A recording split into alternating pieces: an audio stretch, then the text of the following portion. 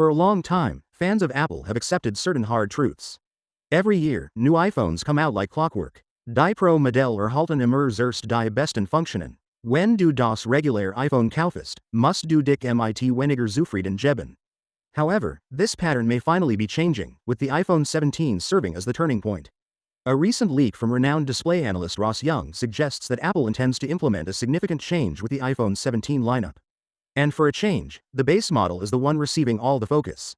A particularly thrilling rumor is the possible inclusion of a 120Hz promotion display on the standard iPhone 17.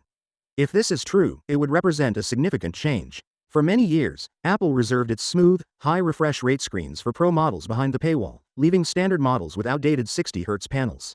This leak indicates that this is about to change. However, there is more than that. Lecker, behauptet auch, dass das Basismodell des iPhone 17 einen leicht größeren Bildschirm von 6,27 Zoll erhalten wird. A meaningful yet modest rise from the 6.1 we've had on display for years. Along with a new refresh rate and potentially always-on display support. This might greatly enhance the daily experience of users who choose the regular model.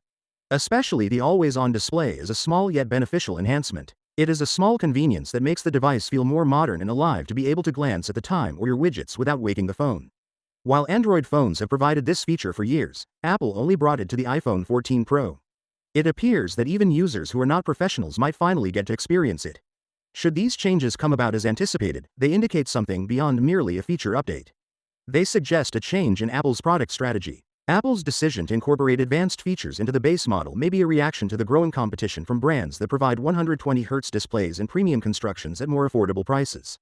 Additionally, it could serve to enhance the sales of the regular iPhone, which has begun to seem dated in comparison to its more glamorous counterparts.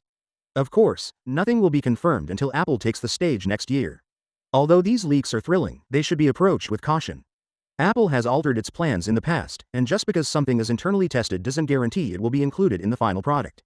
Finally, what are your thoughts about it? So without being said, let me know your thought in the comment below, and if you are new here, please subscribe. Peace out.